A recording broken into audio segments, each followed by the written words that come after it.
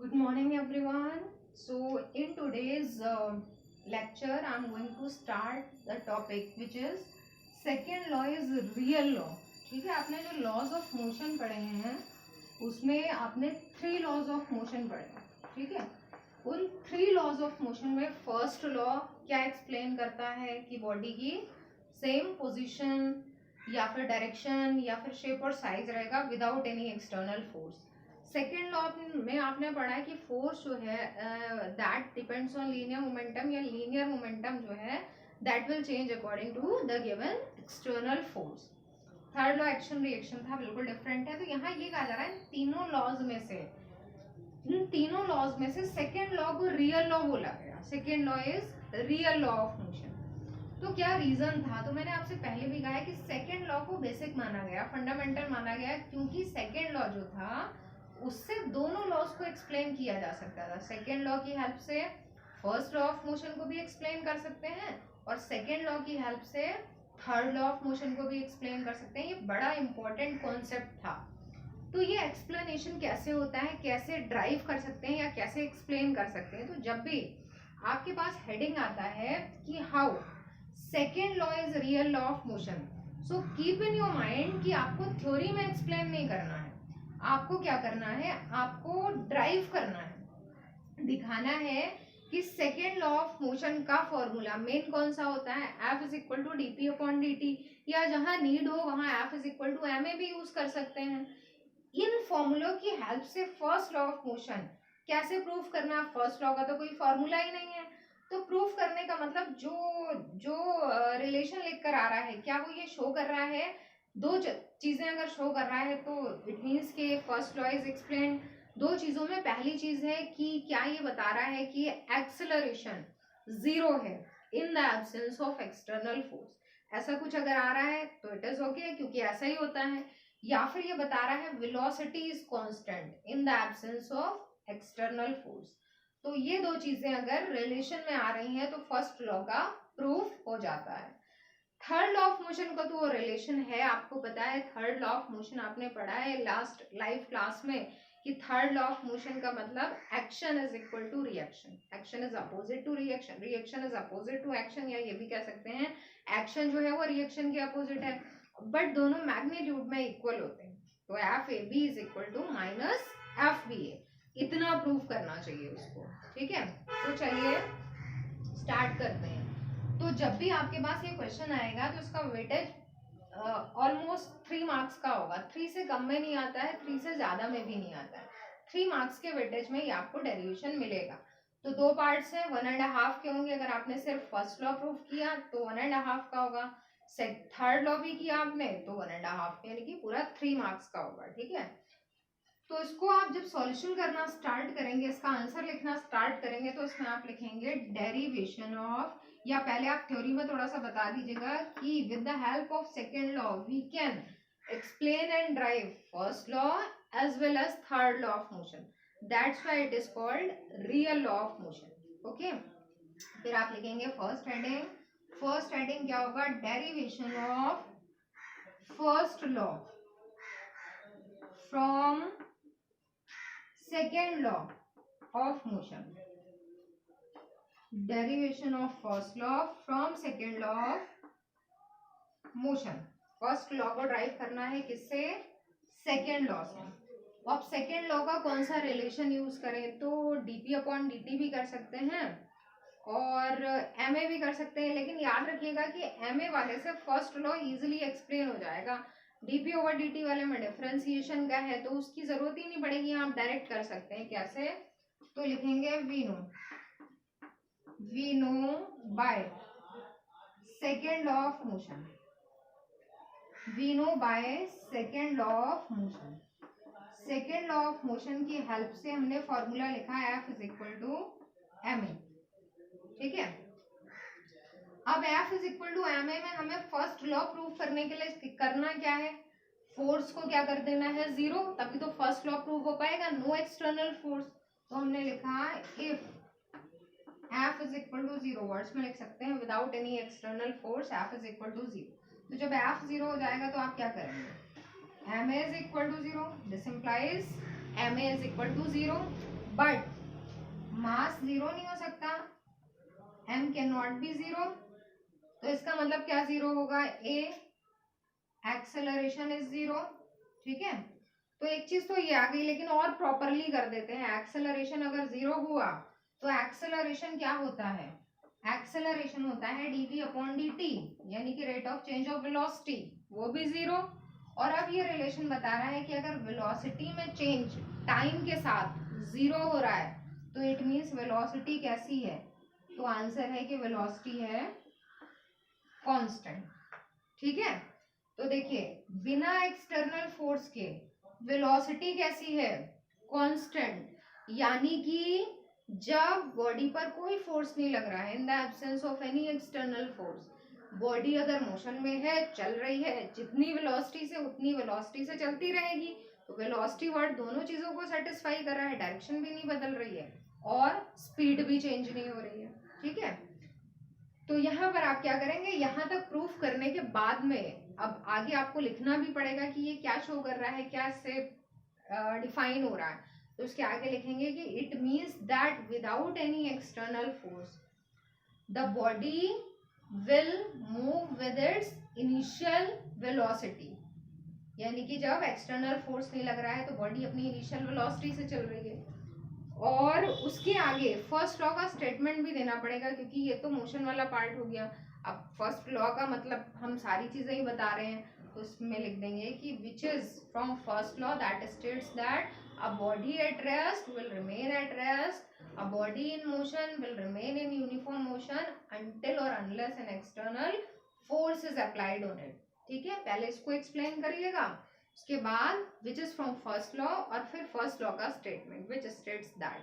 ठीक है, तो एक जो है कंप्लीट एक्सप्लेनेशन और एक कंप्लीट आपका डेरिवेशन हो जाएगा किस चीज का, फर्स्ट लॉ का। ठीक है, तो ये डेरिवेशन ऑफ फर्स्ट लॉ आपका फिनिश हो गया। अब हमें क्या ड्राइव करना है, इसी से सेकेंड लॉ से थर्ड लॉ ऑफ मोशन। तो take the screenshot very fast to make your notes, फिर हम आते हैं थर्ड लॉ पर। ठीक है, तो I think I should erase it. ठीक है, तो मैं हेडिंग लिख रही हूँ derivation of third law from second law of motion. ठीक है, हेडिंग होगा आपका ये, इसी हेडिंग में सब हेडिंग है ये। ठीक है, सेकेंड नंबर वाला। अब आप क्या ड्राइव करेंगे, थर्ड लॉ, इसकी हेल्प से सेकेंड लॉ की। अब आपको सेकेंड लॉ का मोमेंटम वाला फॉर्मूला लेना पड़ेगा।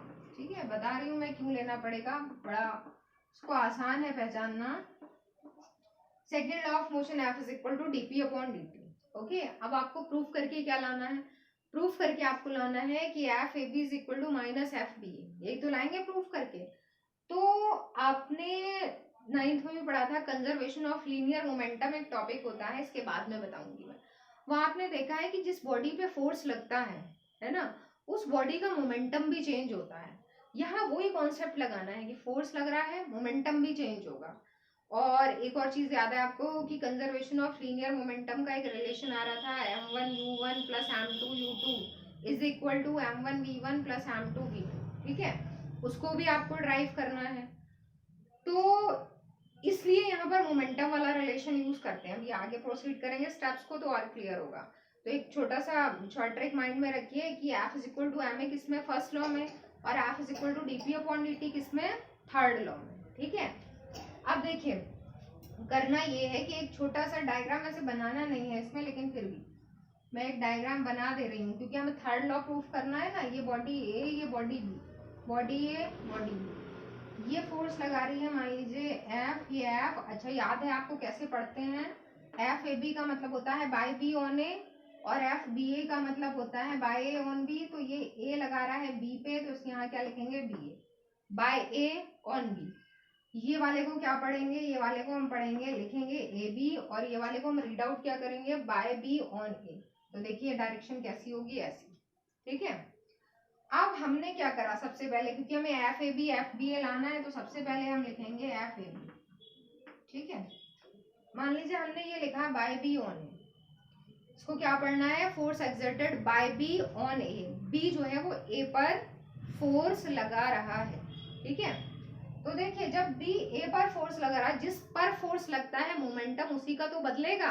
बॉडी चल रही थी ए या बी जो भी, अब फोर्स किस पे लगा, ए पर लगा, तो मोमेंटम मतलब वेलोसिटी किसकी बदली, ए की बदली। जो फोर्स लगा रहा है बहुत रेयर केस है कि उसकी भी वेलोसिटी बदले और उसको कंसीडर किया जाए।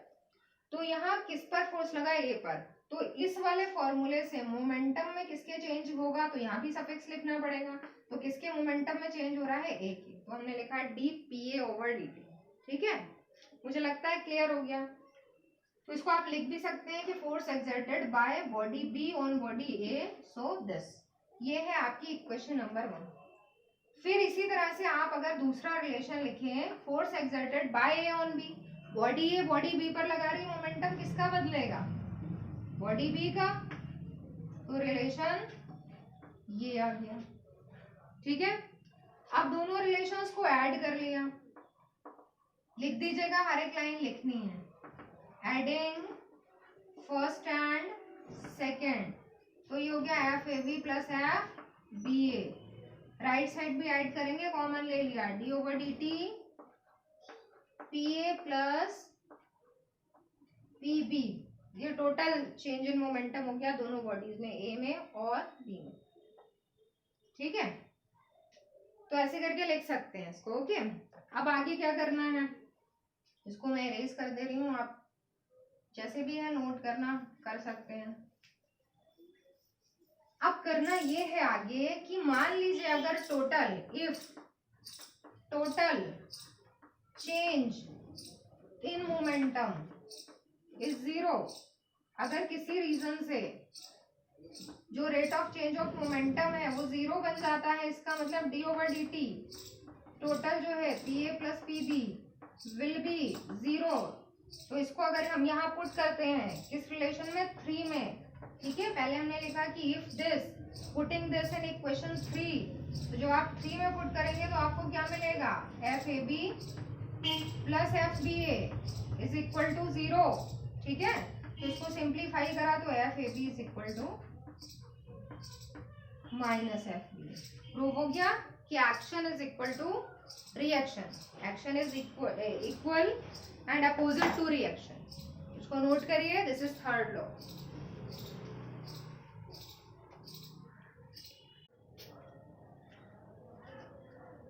सो आई होप इट्स अंडरस्टूड, आपको समझ में आ गया अच्छे से कि अगर हेडिंग आता है second law is real law of motion, तो आपको करना क्या है, दोनों लॉज को, फर्स्ट लॉ को और थर्ड लॉ को किससे प्रूव करना है, सेकेंड लॉ से। Okay, so now I am going to erase this. उसके बाद नेक्स्ट टॉपिक जो आ रहा है आपका, दैट इज, नेक्स्ट टॉपिक है आपका, एक और टॉपिक आएगा, उसके बाद आएगा आपका कंजर्वेशन ऑफ लीनियर मोमेंटम। तो one more topic is this one, एक टॉपिक है आपका ये, apparent weight of a man in a lift, apparent weight of a man in a lift. क्या होता है, कोई भी पर्सन जब लिफ्ट में या एलिवेटर में खड़ा है, तो आपको पता है कि जब आप लिफ्ट में खड़े होते हैं और लिफ्ट अगर रेस्ट पे है तो नो प्रॉब्लम, लेकिन जब लिफ्ट मोशन करती है, अपवर्ड्स जा रही है या डाउनवर्ड्स जा रही है, तो उस कंडीशन में आपको ऐसा लगता है कि थोड़ा सा गिडी फील होता है, मतलब ऐसा लगता है कि कुछ चेंजेस हो रहे हैं बॉडी के अंदर। तो उसका रीजन क्या होता है, हमारा जो वेट है, अपरेंट वेट, नॉर्मली जैसे हम अगर वेइंग मशीन पे खड़े होते हैं तो वेइंग मशीन पर हम जितना एक्शन कर रहे हैं, वही एक्शन रिएक्शन लॉ यहाँ भी लगता है, तो जितना हम फोर्स लगा रहे हैं वेइंग मशीन पर वो उतना ही रिएक्शन हमारे ऊपर करती है। तो जो हमारा वेट वहां पे दिखाई देता है कि सपोज दैट 50 kg या 60 kg जो भी है, तो वो क्या है, एक्चुअली वो रिएक्शन फोर्स है जो वेइंग मशीन हमारी बॉडी पर कर रही है। तो दूसरी चीज एक और है कि जैसे मान लीजिए लिखा है 50 kg, तो एक्चुअली 50 kg यूनिट पर अगर ध्यान दें तो kg is the unit of mass, actually वो वेट नहीं होता है, वेट की यूनिट डिफरेंट होती है। वेट की यूनिट अगर आप लिखें तो वेट की यूनिट क्या होगी, वेट जो है वो W is equal to mg, यानी कि मास किलोग्राम और ग्रेविटी की यूनिट मीटर पर सेकेंड स्क्वायर, इस यूनिट के साथ यानी कि फोर्स वाली यूनिट के साथ में वेट को लिखा जाना चाहिए। तो एक्चुअली वेट का फॉर्मूला है W is equal to mg, यानी कि वेट दो चीजों पर डिपेंड करता है, एक तो मास और दूसरा ग्रेविटी। मास तो कांस्टेंट है, जितना भी है उतना रहेगा। ग्रेविटी डिपेंड करती है कि बॉडी जो है वो अर्थ के रेस्पेक्ट में किधर मोशन कर रही है, अपवर्ड्स या डाउनवर्ड्स। उसके अकॉर्डिंग क्या होता है, चेंजेस आना स्टार्ट होते हैं जी की वैल्यू में, और जब जी की वैल्यू चेंज होगी तो ऑब्वियसली जो वेट है वो चेंज होगा। तो ये वेट जो है इसका नाम होता है एपरेंट वेट, क्योंकि एपरेंट वेट का मतलब है इमेजिनरी, स्यूडो, क्योंकि जो रियल चीज है वो क्या है, मास, और मास में कोई चेंज होता नहीं है। तो जब भी हम लिफ्ट में होते हैं, एलिवेटर में होते हैं, तो हमारा जो एपरेंट वेट है उसमें क्या होगा, चेंजेस आना स्टार्ट होंगे, वो चेंज होगा। तो हमें यही स्टडी करना है, इसमें जो हेडिंग है इसमें 4 केसेस हमें स्टडी करना है कि सबसे पहली चीज जब लिफ्ट रेस्ट पे होती है तो एपरेंट वेट किसके इक्वल होगा, कितना होगा।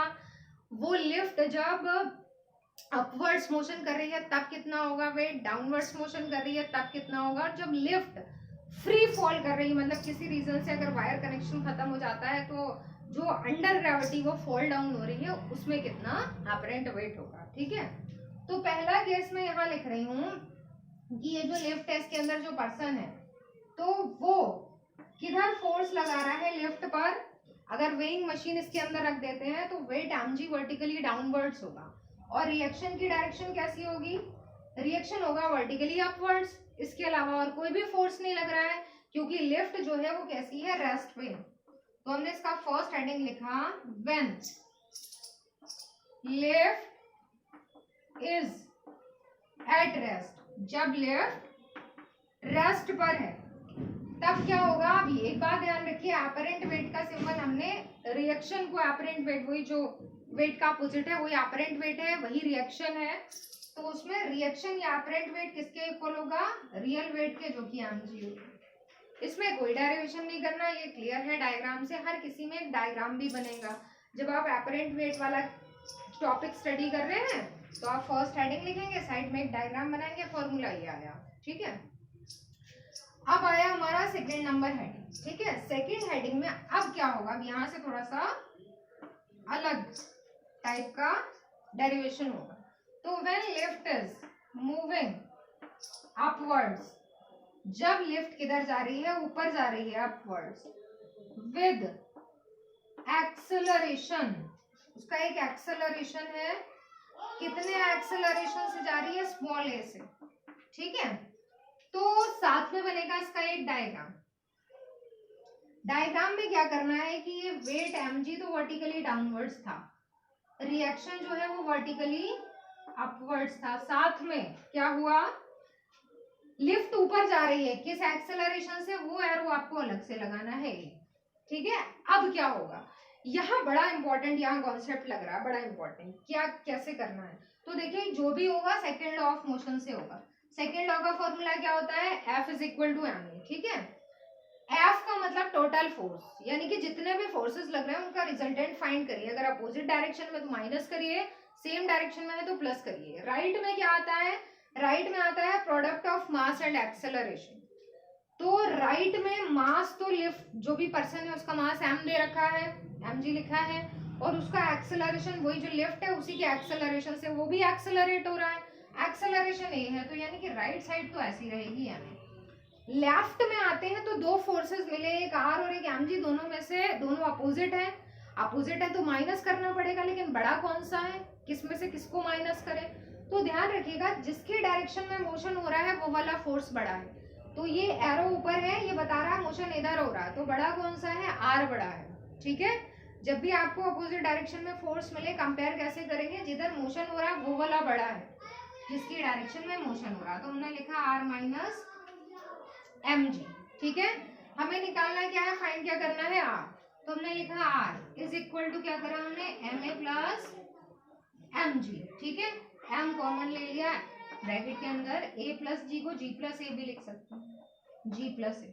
ठीक है, तो यानी कि आपका रिएक्शन का जो फॉर्मूला आया वो क्या आया, वो आया r is equal to m g plus A, यानी कि वैसे तो mg होना चाहिए वेट, लेकिन क्या हुआ कि वेट mg होने की जगह जी प्लस ए, यानी कि थोड़ा सा एक्सेलरेशन इंक्रीज हो गया बहुत थोड़े से अमाउंट में, और एक्सेलरेशन इंक्रीज होने का मतलब कि ओवरऑल जो वेट है वो इंक्रीज हो गया।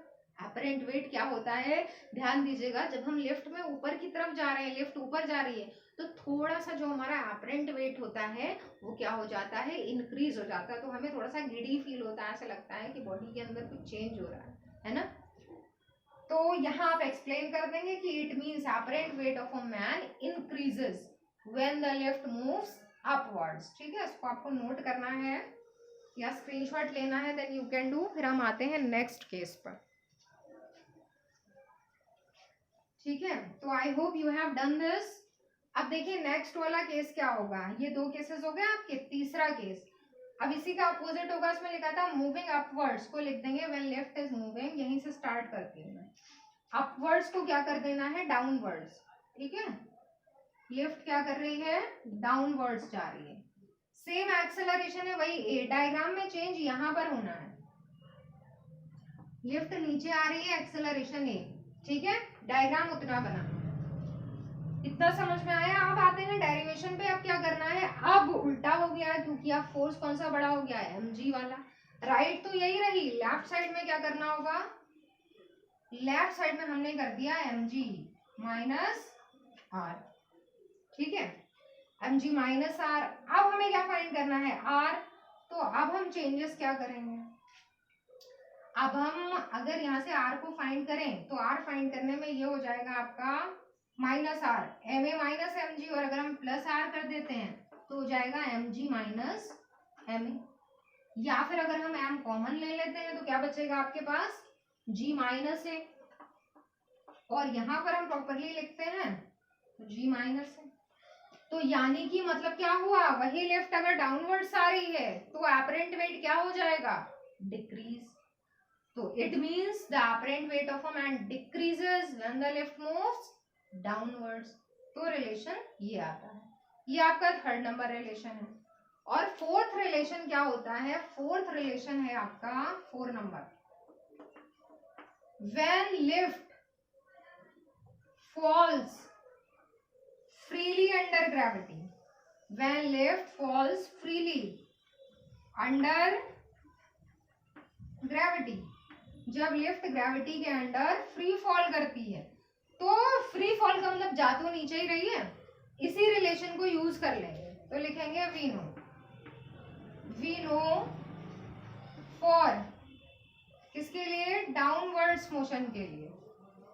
सेम डायग्राम रहेगा आपका डाउनवर्ड्स में भी, फ्री फॉल में भी, बस ए मत बनाइएगा, जी ही रहेगा एक्सेलरेशन। वी नो फॉर किसके लिए, डाउनवर्ड्स मोशन के लिए क्या हो जाएगा, हमें पता है r is equal to M G minus A. ठीक है, r is equal to M G minus A. अब आपको करना ये है कि जब फ्री फॉल होता है तो एक्सेलरेशन किस में कन्वर्ट हो जाता है, in case of free fall, in case of free fall तो एक्सेलरेशन किस में कन्वर्ट हो जाता है, जी में, एक्सेलरेशन जी के बराबर हो जाता है। तो यहाँ पर क्या हो जाएगा, r is equal to M G minus G या फिर 0।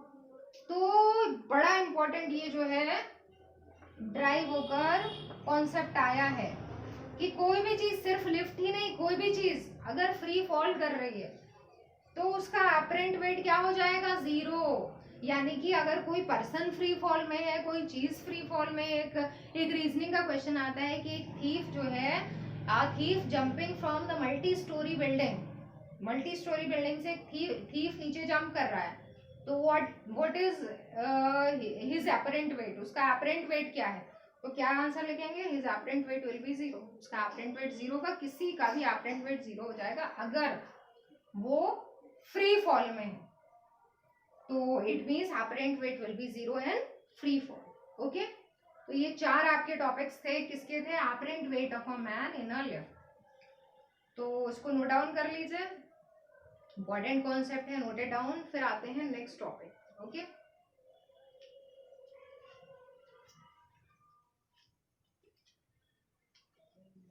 अब नेक्स्ट टॉपिक स्टार्ट करना है हमें, दैट इज व्हाट, क्या है नेक्स्ट टॉपिक आपका, कंजर्वेशन ऑफ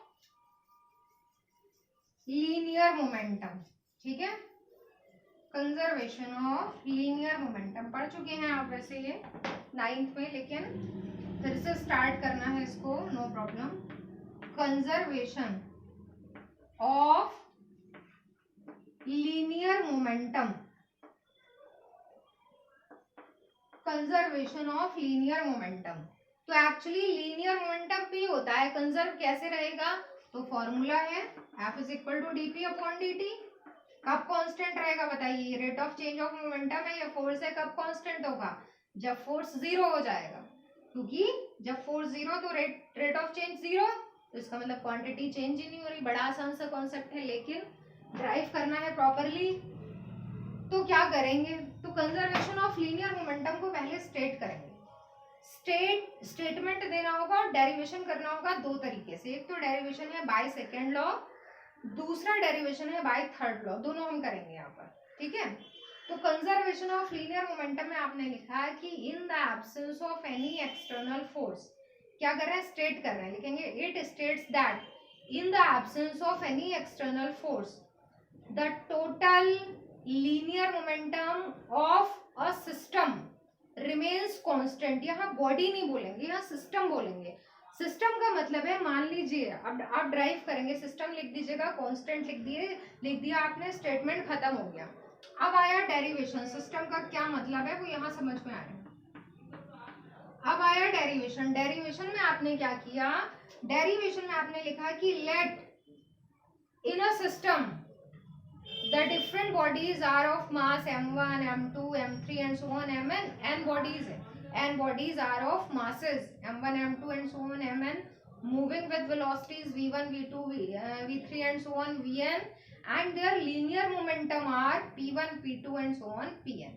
ठीक है, n बॉडीज हैं, सबके मासेस m1 से mn तक लिख लिए, सबकी वेलोसिटीज v1 से vn तक लिख ली, सबके लीनियर मोमेंटम p1 से pn तक लिख लिए। ठीक है, तब उसके बाद हमने क्या किया, हमने लिखा now bye second law of motion total force acting on the body is F and total linear momentum of the system is P। ठीक है, क्या लिखा हमने, ये इसमें हमने 1 2 करके कुछ नहीं लिखा, हमने टोटल वाला लिख लिया, total force F, total momentum system का P। अब हमने लिखा when F is equal to 0, ये लिख दीजिएगा, derivation by second law of motion. किससे ड्राइव कर रहे हैं हम, सेकेंड लॉ से, derivation by second law of motion. तो व्हेन F 0 तो क्या होगा, dp upon dt is equal to 0, तो p is equal to constant. इसका मतलब क्या हुआ, p क्या था, टोटल मोमेंटम, तो उसकी जगह हम लिख सकते हैं p1 plus p2 and so on pn is constant.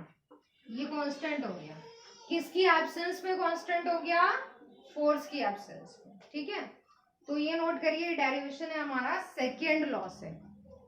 ठीक है, अब आपका जो थर्ड लॉ से डेरिवेशन है वो हम स्टार्ट करते हैं नेक्स्ट टर्न से, क्योंकि थोड़ा it will take time. Okay, thank you.